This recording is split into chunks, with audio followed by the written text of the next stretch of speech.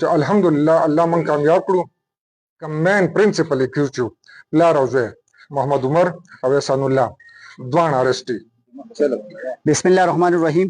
ګرانو قدرمندو کتونکو، تحصیل خواځخیله پولیس سټیشن کې دا وخت چې دی موجود یم.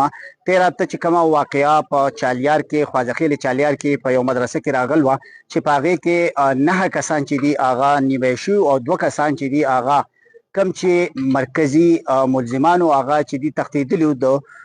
په دغه کې پولیسو علاقې عوام ډېره لویه پریشاني وه او پولیسو ته یو لوی ټاس و چې دغه پولیسو ته نن دغه کامیابي چې دا ترلاسه شوه چې دغه 2 ملزمان چې دي هغه یې نیولي دي. دا وخت پریس کانفرنس چې دی شروع دی. اس پي اپر سوات شوکت خان او دغه سره پوره ټیم دا وخت موجود دی. راځئ دغه پریس کانفرنس اورو چې په دې حواله څه وایي.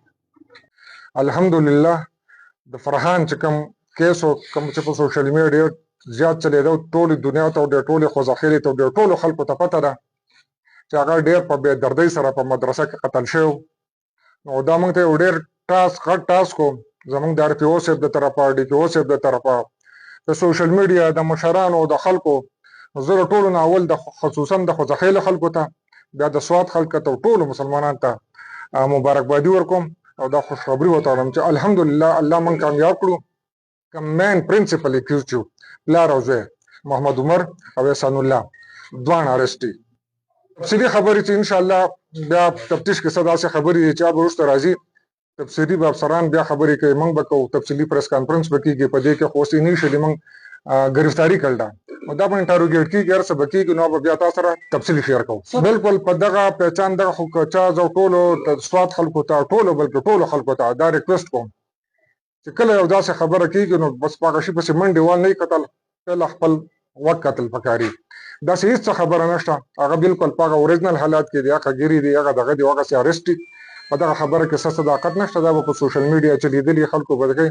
نن سبا ارټیفیشل انټلیجنس دي تصویران جوړول او دغه کول دا اسانه ده. داسې هېڅ خبره نشته او هغه په اصل صورت کې دی او زموږ سره ارسټ دي او موږ سرې داسې شپه ده یو داسې ځای ته هغه منتقل کړي دي چې زموږ څخه ګرفتار دي. ټیک ټاک دی هټ ټاکټه دی نه زخمي دی نه چا په چړو ولی دی روغ رمټ موږ ارسټ کړی دی. انشاءالله مزید تفتیش په دې کې کېږي چې مخکې په تفتیش کې څه خبرې رالې نو انشاءالله به پټې نه پاتې کېږي ستاسو سره به شیر کېږي. او نن الحمدلله زموږ اس پي صاحب زموږ چې څومره پولیس محکمه ده الحمدلله ثم الحمدلله دوی هغه 2 کسان چې دي هغه ګرفتار کړو او د دوی شکریا زما سره الفاظ نشته چې زه هغه شکریا د دوی ادا کړم لکه الفاظ را سره نشته.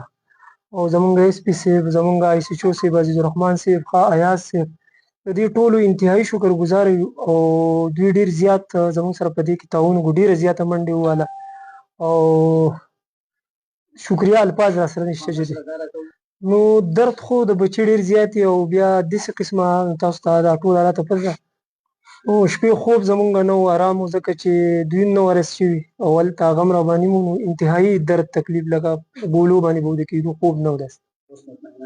بلکل د خپل پولیس محکمې نه دومره مطمئنه یم چې دې ټایم کې مې لکه حالات داسې دي چې دوی کومه چې هغو چې زموږ سره کم زموږ خوازخیله شوه ټول سوات شو بلکې اوورال پاکستان به زه ووایم چې هغو زموږ سره په دې درد باندې دومره درمند وو څومره چې موږ او دومره هغوی هم درمند وو اندازې نه پته لګي. نو د هغو هم شکریا ادا کوو بلکې شکریا ادا کولو څه دغه نشته.